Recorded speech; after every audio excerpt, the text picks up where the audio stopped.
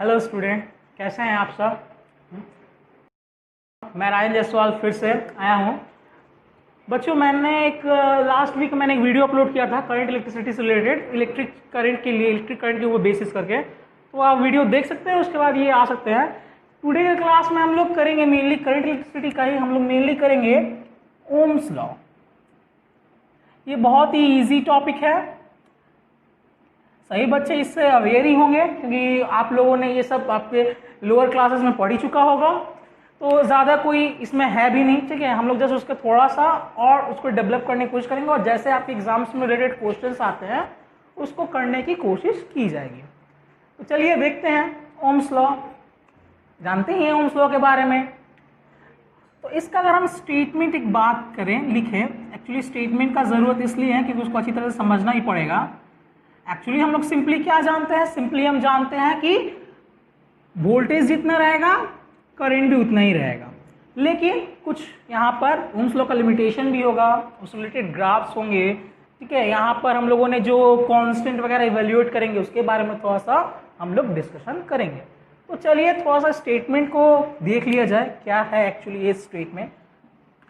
सभी लोग तो जानते ही होंगे इस स्टेटमेंट के बारे में, कोई ऐसा बच्चा नहीं है जो नहीं जानता हो। तो क्या इसका स्टेटमेंट है, if temperature and other physical parameters are kept constant,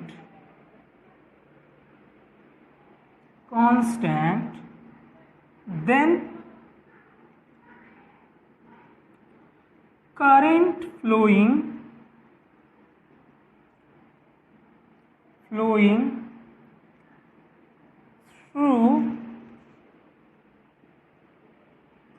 any section of a conducting wire, या आप इसको कंडक्टर भी बोल सकते हैं, जरूरी नहीं कंडक्टिंग वायर, यहाँ पर आप कंडक्टिंग वायर की जगह पे कंडक्टर भी लिखा जा सकता है, is directly proportional to the potential difference between its end। किसके एंड्स के बीच के बारे में बात किया जा रहा है, इस वायर के, जिस वायर के क्रॉस में करंट फ्लो कर रहा है। तो जस्ट ये हल्का सा एक स्टेटमेंट है, स्टेटमेंट तो पूछते नहीं है आपका, तो जस्ट लिखने के लिए लिख ले सकता है। स्टेटमेंट आपका पूछता नहीं है आजकल एग्जाम्स में। मेनली इसको अगर हमको समझना है तो we have to explain it. Statement ज़्यादा एक्सप्लेनेशन ज़रूरी है, तो we have to explain it. तो मैं इसको रब कर रहा हूँ। अब हम लोग मेनली क्या करेंगे, एक्सप्लेनेशन समझेंगे क्योंकि वही ज़्यादा हमारे लिए ज़रूरी है। हम लोग फिजिक्स पढ़ रहे हैं, कोई रट्टू तोता नहीं है कि रट लिया जाए। तो चलिए बच्चों, हम लोग इसका ओम्स लॉ का एक्सप्लेनेशन पढ़ें। चैप्टर का टॉपिक का मेरा नाम आज का है ओम्स लॉ, तो उसको हम लोग लिखें इसके यहाँ पर, तो उसका एक्सप्लेनेशन देखने की कोशिश करें। एक्चुअली बच्चों को बहुत बार क्लियर आइडिया नहीं हो पाता है। बच्चे तो लिखने के लिए ओम्स लॉ बोलते हैं, सब जानते हैं, लेकिन तभी बहुत सारे ऐसे बच्चे हैं जिनको पूरा कॉन्सेप्ट क्लियर नहीं है। तो चलिए देखते हैं। मान लीजिए, एक्सप्लेन कैसे करने के लिए, मान लीजिए मेरे पास एक वायर है ये, या कोई कंडक्टर, एक रॉड है। एक वायर ले सकते हैं या कोई एक कंडक्टिंग रॉड। मैंने सपोज किया कंडक्टिंग रॉड है, कॉपर का बना हुआ रॉड है, चलिए, या आयरन का बना हुआ ले सकते हैं। इसको मैंने एक सेल के साथ कनेक्ट कर दिया। ओके, एक सेल के साथ मैंने इसको सीरीज में लगा दिया, पैरेलल जो भी बोले लगा दिया मैंने इसको। ओके, मान लिया मैंने कि ये जो सेल है इसका तो कुछ का कुछ ईएमएफ होगा ही, मे बी इंटरनल रेजिस्टेंस इसका हो सकता है, जिसके बारे में हम लोग विल डील फर्दर, ठीक है, नेक्स्ट क्लास में हम लोग करेंगे उसको। तो इसका एक सेल का ईएमएफ आपका ई हो गया। मैंने सपोज कर लिया कि यहाँ पर एक पोटेंशियल ड्रॉप पड़ा है, यहाँ पर एक पोटेंशियल ड्रॉप पड़ा है VA, और यहाँ पर एक पोटेंशियल ड्रॉप हो गया, सपोज करिए मैंने VB माना। अच्छा, ये पोटेंशियल एक्चुअली है क्या? पोटेंशियल एक्चुअली है क्या? तो सिंपली आप कह सकते हैं कि ये जो पोटेंशियल होता है, पोटेंशियल को जनरली हम लोग V या पोटेंशियल डिफरेंस को V साइन से दिखाते हैं। एक्चुअली इसका सिंपली अगर मैथमेटिकल फॉर्म हम देखें तो जस्ट ये क्या होता है, इस केस में इलेक्ट्रिक पोटेंशियल के केस में आप देखा जाए अगर, क्योंकि और बहुत सारे पोटेंशियल होता है, इलेक्ट्रिक पोटेंशियल केस में देखा जाए तो इसका अगर वो लिखे तो ये एक्चुअली क्या होता है, वर्क डन बाय चार्ज। अगर सिंपली इसको हम डिफाइन करें, तो डिफाइन क्या कर सकते हैं, याद रखिएगा कि इन्फिनिटी पे आपका इलेक्ट्रिक पोटेंशियल कितना होता है, ये कितना होता है आपका, ये जीरो हो जाता है। ऐसा एज यूजुअल लोग धरते हैं, लेकिन इन्फिनिटी तो पहुंच नहीं पाएंगे, तो एक पर्टिकुलर पॉइंट के रिस्पेक्ट में ही जहां पर हम लोगों का पोटेंशियल जीरो है उसके रिस्पेक्ट में मेजर किया जा सकता है। तो एक्चुअली ये इलेक्ट्रिक पोटेंशियल क्या है, देखो मैंने लिखा है वर्क डन बाय चार्ज। अगर हम चार्ज को सपोज हम 1 कर दे रहे हैं, इन केस सपोज चार्ज को हमने 1 कर दिया, तो देखिए चार्ज तो 1 हो गया, तो ये चार्ज पार्ट रिमूव हो जाएगा, तो इलेक्ट्रिक पोटेंशियल क्या होगा, वर्क डन के बराबर होगा। तो इलेक्ट्रिक पोटेंशियल क्या होता है आपका, electric potential is defined as the amount of work done, किसके लिए, कैसा work done, to bring a unit positive charge. देखिए मैंने यहाँ पर चार्ज को क्या ले लिया है, 1 ले लिया, इसलिए बोला गया है यूनिट, पॉजिटिव सेंस में बोला गया है कि पॉजिटिव रखना है। तो to bring a unit positive charge from infinity to a fix point, मैंने इन्फिनिटी से मान लो मैंने यहाँ पर ला के रख दिया इस पॉइंट को, अगर हमने A कहा, से let's say this point is A and this point is B, तो एक चार्ज को, यूनिट पॉजिटिव चार्ज को, मतलब जिसका वैल्यू 1 कूलम हो, उसको अगर हम इन्फिनिटी से लाकर यहाँ पर रख दें और उसको करने में हमको अगर 1 जूल वर्क करना पड़ा, तो we will say that the potential of this point A will be 1 volt. ठीक है, तो मेनली ये क्या होता है, electric potential is work done by charge. किसी भी एक चार्ज पार्टिकल को, यूनिट चार्ज पार्टिकल को अगर आप इन्फिनिटी इस सेंस में कहा जा रहा है क्योंकि इन्फिनिटी पे क्या होता है, आपका इलेक्ट्रिक पोटेंशियल को जीरो एज्यूम कर लिया जाता है। तो इन्फिनिटी से या कहीं भी जहाँ पे इलेक्ट्रिक पोटेंशियल जीरो है, वहाँ से अगर आप किसी एक पॉइंट पे ला रहे हैं unit positive charge, must remember that unit positive charge को, तो आपको जितना वर्क डन करना पड़ा वही क्या होगा, उस पॉइंट का जहाँ पर आप लाए हैं वो इलेक्ट्रिक पोटेंशियल कहलाएगा। सिंपली क्लियर है, यहाँ पर हम लोग को उससे ज़्यादा नहीं है, just we will need this formula, electric potential is work done by charge. Okay, अगर आपने 2 कूलम चार्ज लाया है और वर्क डन आपको 30 करना पड़ा, तो 30 जूल बाय 2 कूलम, तो ये हो जाएगा आपका, क्या हो जाएगा, 15 पोटेंशियल, 15 वोल्ट हो जाएगा। हमने नेक्स्ट क्लास में देखा था, कुछ रिलेटेड इससे यूनिट्स वगैरह देखे थे, तो आप देख सकते हैं वहाँ से, या तो बच्चों को तो पता होगा ही। एक्सप्लेनेशन देखते हैं। तो मैंने देखा कि मैंने एक रॉड लिया, मैं तो ज़्यादा लैंग्वेज नहीं लिखूंगा, समझाने के लिए समझा रहा हूँ आपको जस्ट। मैंने एक रॉड लिया कंडक्टिंग, यहाँ पर कंडक्टर के बारे में हम लोग मेनली करेंगे, अगले क्लास में मैंने कहा था।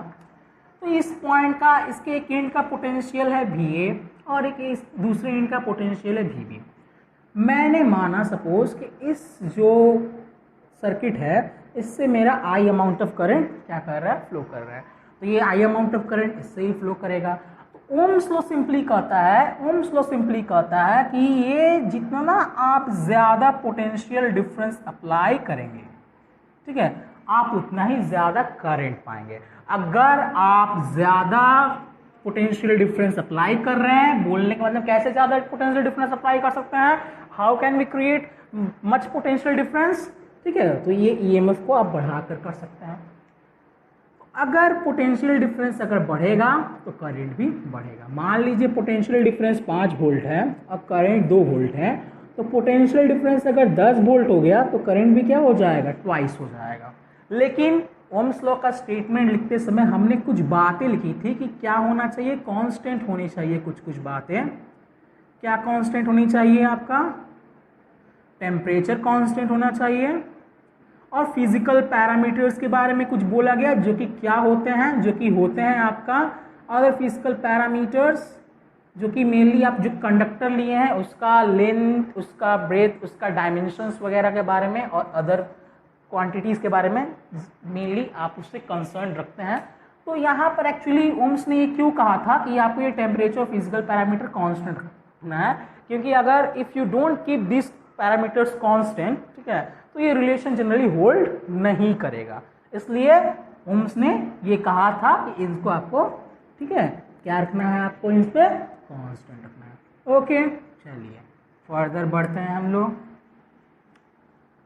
तो मैंने मान लिया कि इस पोटेंशियल डिफरेंस को VA माइनस VB को मैंने सिंप्लिसिटी के लिए, अपने सिंप्लिसिटी के लिए V मान लिया, ठीक है, जस्ट इसको V मान लिया मैंने अपने सिंप्लिसिटी के लिए। तो क्या मैं लिख सकता हूं यहां से मैं लिख सकता हूं V proportional I, okay, V proportional I है। यहाँ पर जब हम प्रोपोर्शनलिटी का एक साइन हटाते हैं तो बच्चों आप जानते होंगे कि यहाँ पर प्रोपोर्शनलिटी का साइन हटाने से आपका एक कांस्टेंट आएगा, और ये कांस्टेंट जो है यहाँ पर, ये जो R है जिसको हम लोग यहाँ पर कांस्टेंट कहते हैं, यही एक्चुअली क्या है, यही एक्चुअली आपका resistance of what, resistance of the material used. यहाँ पर मैंने जो रॉड लिया था कंडक्टिंग रॉड या कंडक्टिंग वायर करें, उसका रेजिस्टेंस के बारे में बात किया जा रहा है।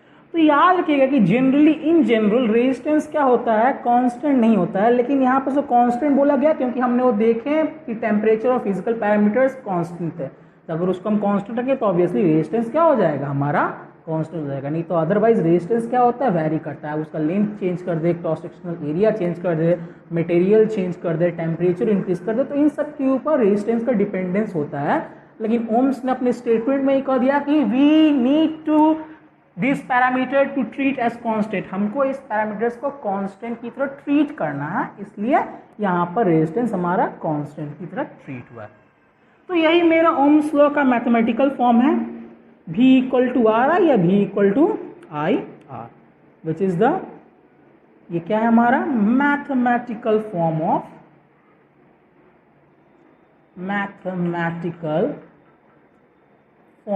ऑफ ओम्स लॉ, जहां पर V क्या है, V is your potential difference जिसके अक्रॉस में करंट फ्लो कर रहा है, I is the amount of current flowing through the conducting wire या कंडक्टिंग रॉड, और R इज द रेजिस्टेंस जो कि हमने ऑलरेडी बोल दिया है। ओके,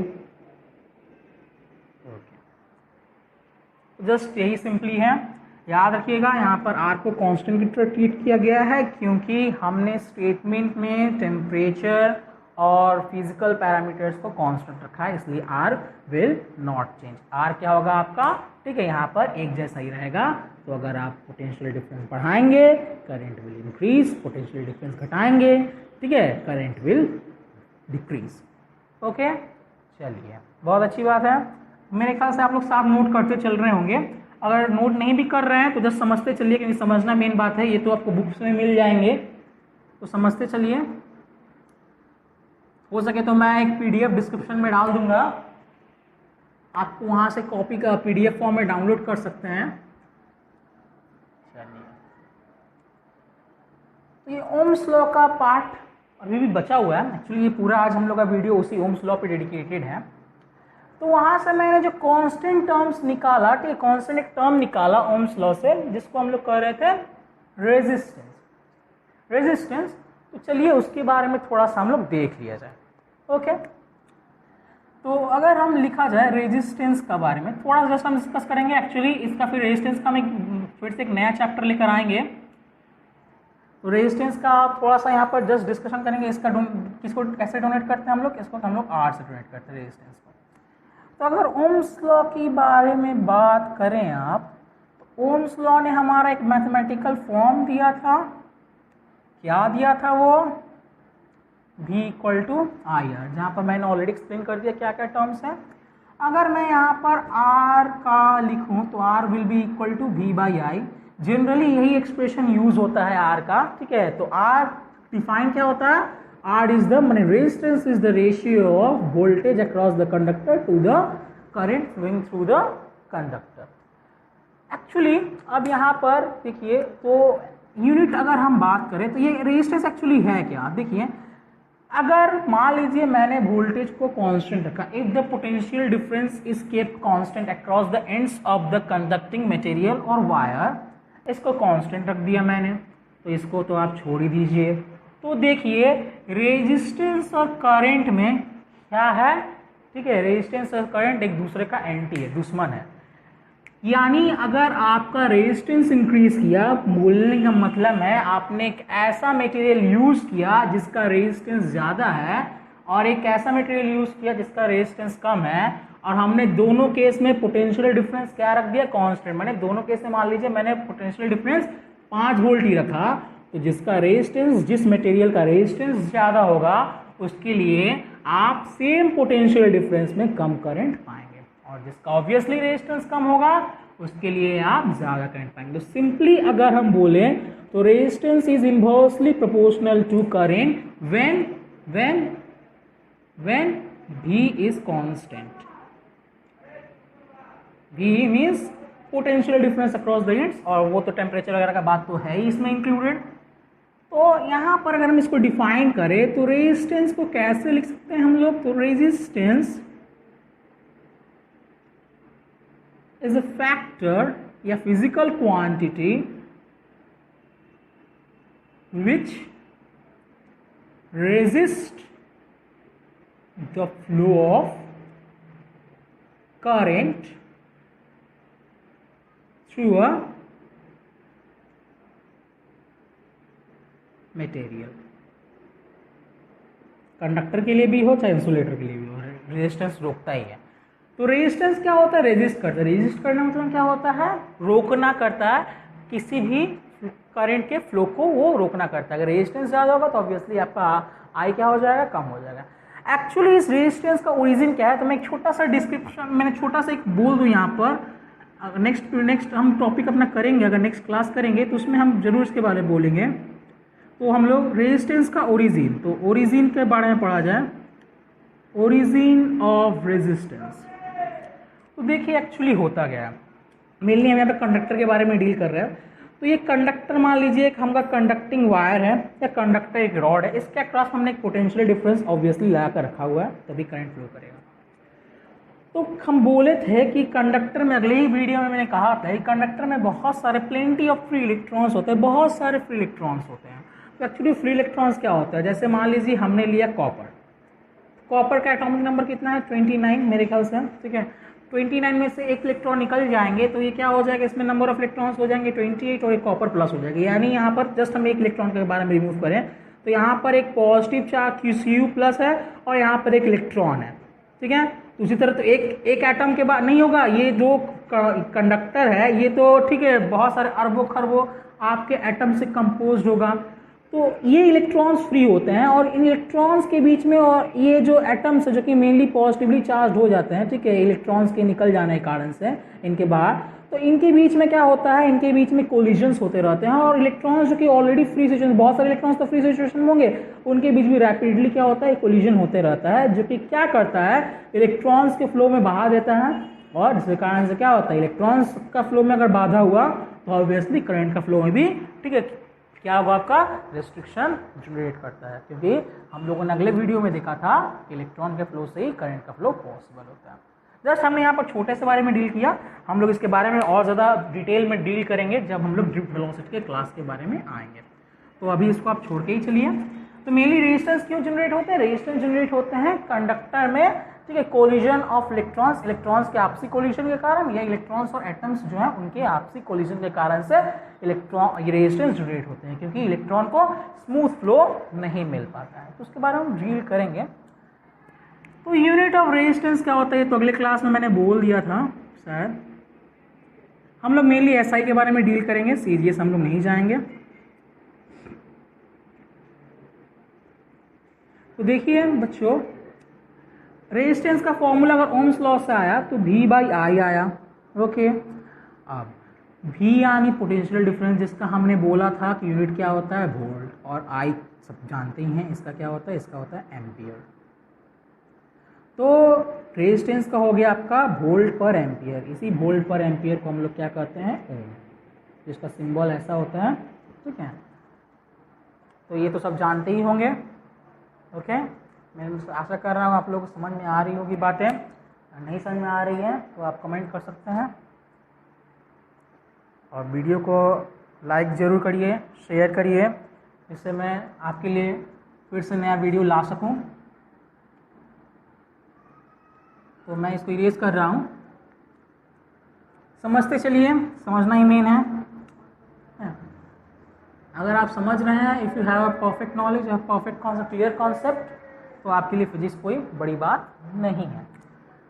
तो ठीक है, तो मैंने देखा कि R इज इक्वल टू क्या हुआ, V by I, resistance equal to V by I, हमने देखा वो हुआ।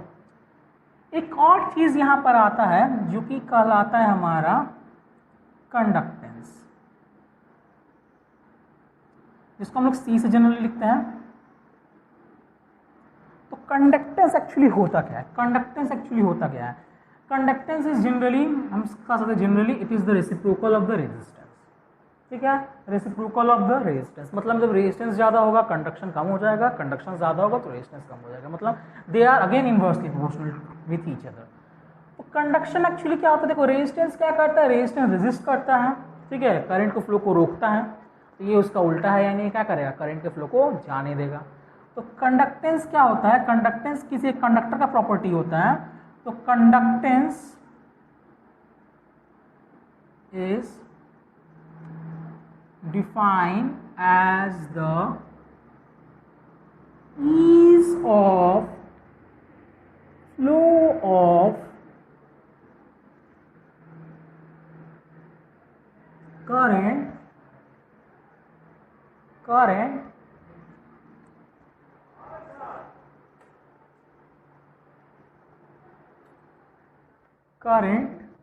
conductance is defined as the ease of flow of current through a conductor. और ये देख रहे हैं हम कि ये ऑब्वियसली रेजिस्टेंस का उल्टा होता है। तो इसका अगर ऐसा यूनिट के बारे में बात किया जाए, ऐसा यूनिट ऑफ व्हाट, ऐसा यूनिट ऑफ कंडक्टेंस, तो इसका क्या होता है, इसका एक फॉर्मूला होता है, अगर हम जनरली देखें तो ये 1/R होता है। तो 1/ओम, 1/ओम यानी इसका ओम इनवर्स होता है, ठीक है। तो इसको हम लोग ओम को उल्टा लिख देंगे तो ये भी लिख सकते हैं MHO, सीमेन भी इसका होता है, ठीक है, ओम इनवर्स भी बोल सकते हैं। तो जो भी आप यूनिट यूज करना चाहें किया जा सकता है कंडक्टेंस के लिए। डायमेंशंस वगैरह निकालना हम लोग नेक्स्ट वीडियो में देखेंगे कि कैसे, how will find the dimension of R, ठीक है, जो कि जनरली आता नहीं है ज़्यादातर एग्जाम्स में। तो मैं इरेज कर रहा हूँ, लेकिन आपके मेंस वगैरह के लिए ये ज़रूरी हो सकते हैं, तो हम इसको डिस्कस करेंगे, इसको स्किप नहीं करेंगे, लेकिन नेक्स्ट वीडियो में। ओके, चलिए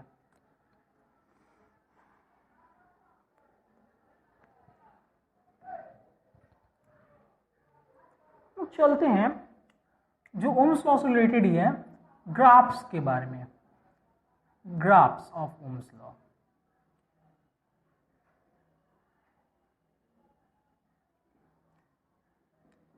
ओम्स लॉ का हम लोग जानते हैं क्या होता है, अभी हम लोगों ने डील भी किया, हम पूरा स्टेटमेंट फिर से रिपीट नहीं करेंगे, जस्ट मैथमेटिकल फॉर्म लिखेंगे। तो ओम्स लॉ क्या कहता है, ओम्स लॉ कहता है कि potential difference is directly proportional to current, okay, यानी इनमें क्या है, डायरेक्ट रिलेशनशिप है।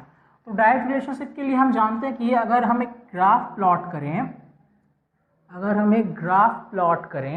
तो अगर हम V वर्सेस I का एक ग्राफ प्लॉट करें, V वर्सेस I का एक ग्राफ प्लॉट करें, यानी पोटेंशियल डिफरेंस और करंट का एक ग्राफ प्लॉट करें, और हम अगर वोल्टेज को across x axis, along x axis not across, और करंट को अलोंग y एक्सिस लें, तो चूंकि ये डायरेक्ट रिलेशनशिप है इसलिए, ठीक है, यहाँ पर एक क्या होगा, एक स्ट्रेट लाइन होगा जो कि क्या करेगा, हमारा ओरिजिन से पास करेगा।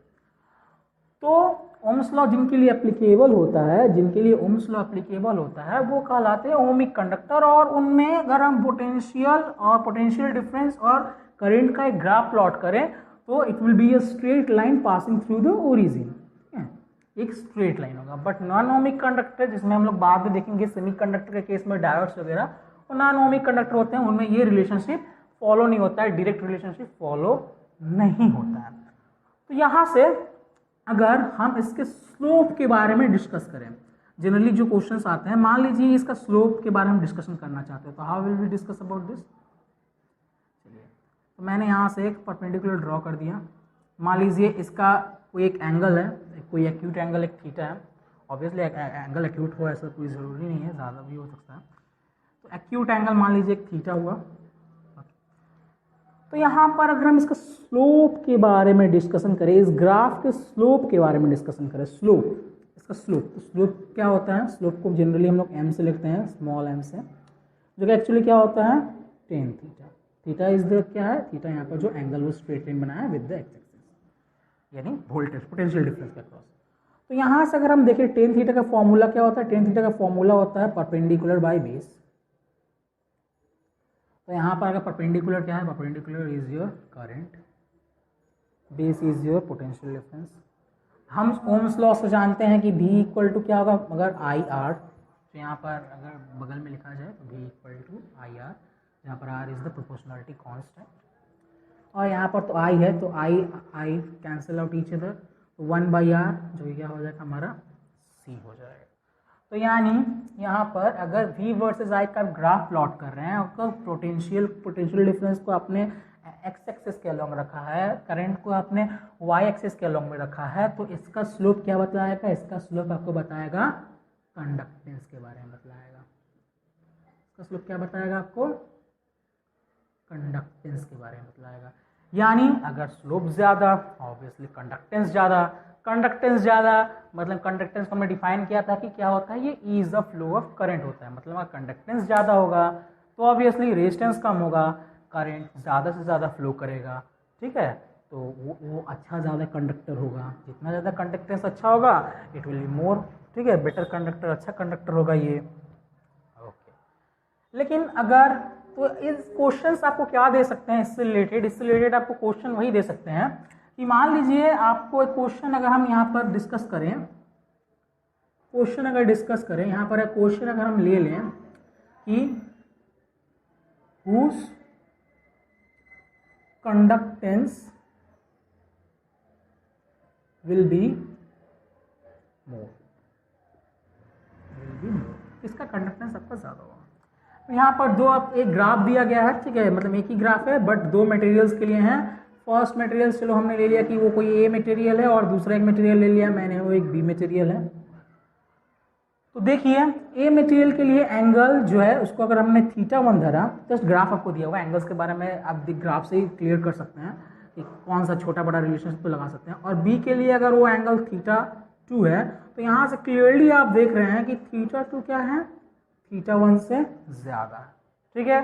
और यहाँ पर tan थीटा क्या बतलाता है, कंडक्टेंस को बतलाता है। यानी यहाँ पर हम सिंपली बोल सकते हैं कि tan θ2 is greater than tan θ1, यानी B का स्लोप जो है, ठीक है, B का स्लोप जो है वो क्या है आपका, ज़्यादा है विथ रिस्पेक्ट टू A।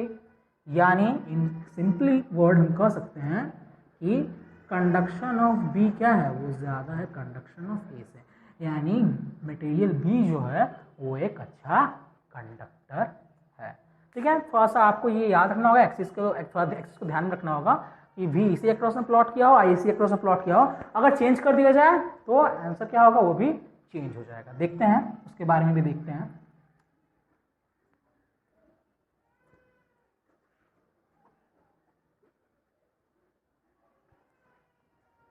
उसके बारे में भी देखा जाए कि अगर हम लोगों का एक्सिस चेंज कर ही सकता है एग्जाम में, कोई बात नहीं, कर ही सकता है। इसने एक्स एक्सिस का क्रॉस में करंट प्लॉट कर दिया और वाई एक्सिस के क्रॉस में पोटेंशियल डिफरेंस इन्होंने प्लॉट कर दिया, ठीक है। तो यहाँ पर और एक ऑब्वियसली एक मटेरियल के लिए ग्राफ प्लॉट कर दिया। तो चूंकि ये ओमिक मटेरियल होगा, ओमिक कंडक्टर होगा, तो ग्राफ तो स्ट्रेट लाइन ही आएगा, पासिंग थ्रू द ओरिजिन ही आएगा। लेकिन अगर इस बार हमें स्लोप लेना हो, ठीक है, तो यहाँ पर देखिए एंगल किस साथ बन रहा है, हमने एक्स एक्सिस के अलॉन्ग में करंट लिया है, तो एंगल बन रहा है करंट के साथ थीटा। तो यहाँ पर अगर हम स्लोप निकालें तो ये उल्टा हो जाएगा। यहाँ का अगर हम स्लोप देखें इस केस में, इसको अगर हम सेकेंड केस दे दें, तो यहाँ पर केस में अगर देखें हम, तो यहाँ पर जो स्लोप है टेन थीटा का मैंने बोला क्या होगा, परपेंडिकुलर बाई बेस। परपेंडिकुलर यहाँ पर अगर आप देखें तो यहाँ पर परपेंडिकुलर क्या है आपका, परपेंडिकुलर आपका यहाँ पर पोटेंशियल डिफरेंस है, और यहाँ पर बेस में करंट है, तो भी इक्वल टू क्या होता है, आई आर होता है, हम लॉ से आई होता है, दोनों कट जाएंगे तो क्या मिल जाएगा आपको, रेजिस्टेंस मिल जाएगा, रेजिस्टेंस मिल जाएगा आपको, ठीक है।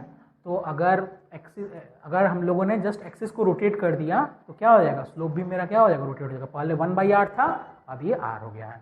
तो अगर यहाँ पर दो प्लॉट कर दे, सिमिलरली अगले क्वेश्चन जैसे हमने कंडक्टेंस के लिए पूछा था, वो यहाँ से रेजिस्टेंस के लिए पूछ सकता है या इसको कंडक्टेंस के लिए पूछ सकता है। तो आप यहाँ पर थोड़ा सा श्योर हो जाइएगा कि आपका जो ग्राफ दिया गया है उसमें किस एक्सिस के क्रॉस में क्या रखा गया है। जनरली इस एक्सिस के क्रॉस में वोल्टेज ही प्लॉट किया रखा रहता है, एक्स एक्सिस के क्रॉस में, क्योंकि वो आपका इंडिपेंडेंट क्वांटिटी है, लेकिन करंट आपका डिपेंडेंट क्वांटिटी होता है। तो जो इंडिपेंडेंट क्वांटिटी होता है एक्स इज इंडिपेंडेंट वन, तो जनरली एक्स को इसी में वोल्टेज को इसी में रखते हैं एक्स एक्सिस में, और करंट को इसमें रखते हैं। लेकिन इन केस अगर ऐसा दे दिया तो ठीक है, आपको थोड़ा सा ध्यान रखना होगा।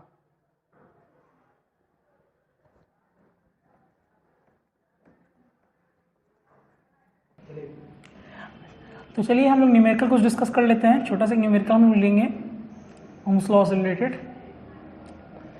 मैंने एक न्यूमेरिकल छोटा सा लिया है, छोटा सा न्यूमेरिकल हम लेते हैं और लिखते हैं an electrical heater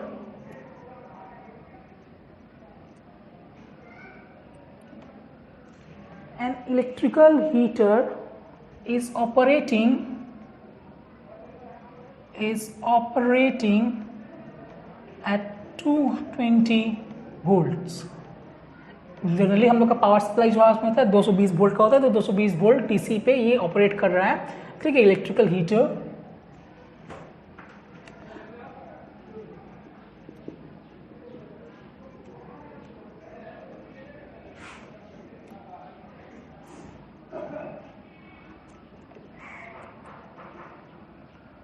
fifty ohm क्या है, रेजिस्टेंस है। किसका रेजिस्टेंस होगा, ऑब्वियसली हीटर में जो वायर्स यूज होते हैं उनका कुछ ना कुछ रेजिस्टेंस होता है, जो में कंडक्टर्स यूज होता है उनका टोटल समेशन रेजिस्टेंस का कितना है, हम लोगों ने लिखा 50 ओम है। हम लोग को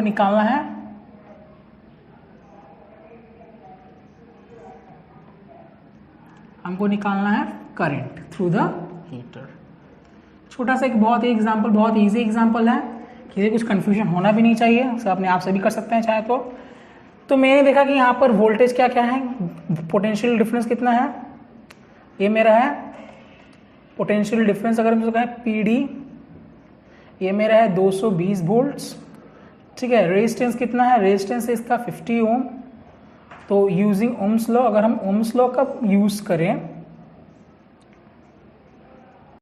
यूजिंग ओम्स लॉ हम जानते हैं ओम्स लॉ में क्या होता है, V equal to I R. तो यहाँ से we need to find I, तो ये क्या हो जाएगा, जस्ट V/R। V को आप रख दीजिए ऊपर, R को रख दीजिए नीचे, 220 से 50 करेंगे कितना आ जाएगा पास, 4.4। तो 4.4 एम्पियर करंट क्या करेगा, पास करेगा इससे हीटर से, जिसका रेजिस्टेंस 220 वोल्ट है और जिसका रेजिस्टेंस 50 ओम है और आपका ऑपरेट कर रहा है 220 वोल्ट पोटेंशियल डिफरेंस में। ओके, चलिए move to the next example. चलिए एक और एग्जांपल देखते हैं हम। चलिए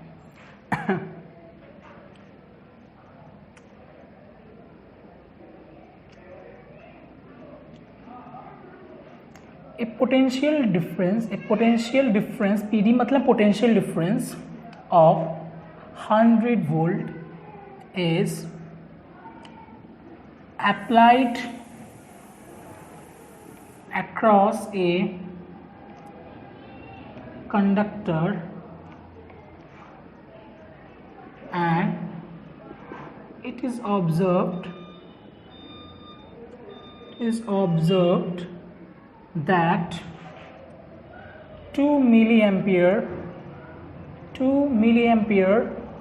of 2 milliampere of current is flowing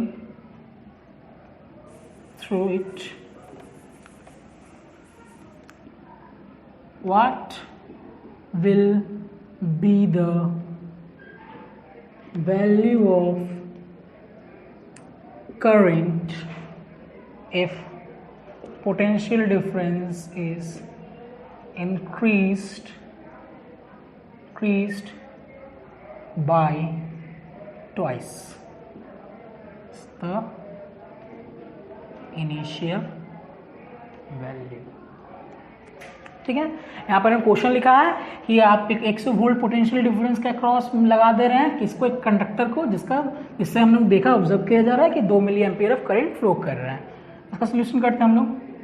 ये फर्स्ट केस यानी इनिशियल केस जो था, इसमें हमारा पोटेंशियल ड्रॉप कितना था? पोटेंशियल ड्रॉप था 100 वोल्ट, करंट था हमारा 2 मिली एम्पियर, तो इसको मिली मतलब होता है 10⁻⁻3, तो ये हो जाएगा इतना एम्पियर। सेकेंड केस में क्या हो रहा है हमारा?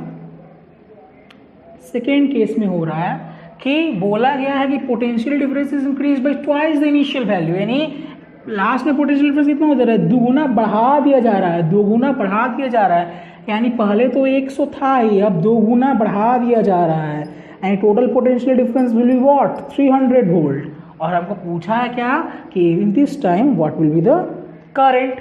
ठीक है, तो हम लोग ओम्स लॉ का यूज करें, ओम्स लॉ यूज करें, क्योंकि सेम मटेरियल है, सेम कंडक्टर है, सेम कंडक्टर क्रॉस में वोल्टेज अप्लाई किया गया, तो रेजिस्टेंस यहाँ पर कांस्टेंट होंगे।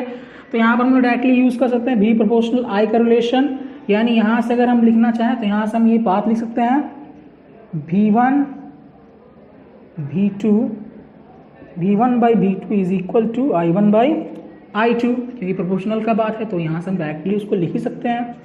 तो यहाँ से we need to calculate I2, तो I2 will be what? I2 will be V2 into I1 by V1। तो V2 कितना है आपका? V2 है 300, I1 is 2 into 10⁻⁻3 and V1 is 100। 0 से 0 काट दिया जाएगा तो आपको कितना मिल जाएगा? 3 2 6 मिली एम्पियर। करंट क्या हो जाएगा? 6 मिली एम्पियर। जस्ट ये मैथमेटिकली लिखा गया है। जब करंट ट्वाइस बढ़ जाएगा, जब पोटेंशियल डिफरेंस क्या हो जा रहा है? ट्वाइस इंक्रीज कर जा रहा है, तो ऑब्वियसली सिम बात है कि अगर कंडक्टर है तो क्या हो जाएगा? वोल्टेज भी क्या हो जाएगा? ट्वाइस बढ़ जाएगा। तो पहले 2 मिली एम्पियर था, ट्वाइस बढ़ गया, 4 बढ़ गया, तो कितना हो जाएगा? वो 6 पे चला जाएगा। डायरेक्ट भी किया जा सकता है और आप मैथमेटिकल फॉर्म में भी दिखा सकते हैं। ठीक है, हम थोड़ा सा जस्ट शॉर्ट में थोड़ा सा हल्का सा हम लोग just limitation of Ohm's law देख लिया जाए। लास्ट टॉपिक हमारा आज के वीडियो का, लिमिटेशन ऑफ ओम्स लॉ। तो एक्चुअली ये लिमिटेशन ही बहुत ज़्यादा पूछता है, ग्राफ से रिलेटेड ही पूछता है, स्टेटमेंट तो पूछने से रहा। तो लिमिटेशन ऑफ ओम्स लॉ मतलब कहाँ पर ये लिमिट करता है। ठीक है, मतलब कहाँ पर इसका अप्लाई नहीं कर सकता। एक्चुअली इसका फेलियर पोर्शन कौन सा है? तो actually it is Ohm's law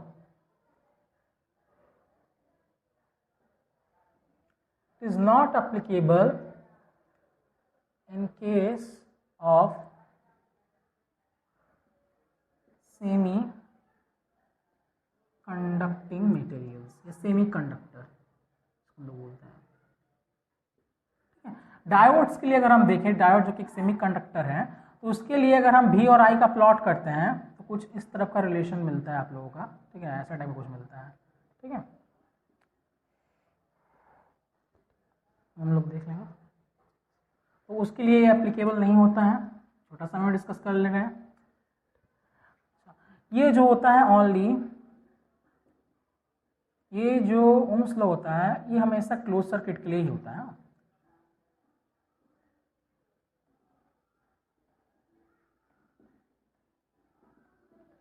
close circuit मतलब सर्किट आपका कंप्लीट होना चाहिए, बंद होना चाहिए।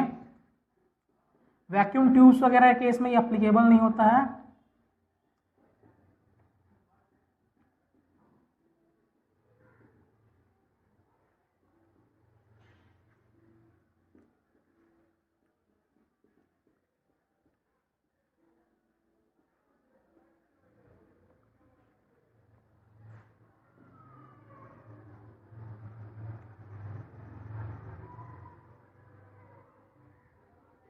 और ये क्या होता है, हायर टेम्परेचर भी एप्लीकेबल। बहुत ज़्यादा अगर हाई कर देंगे, अगर आपने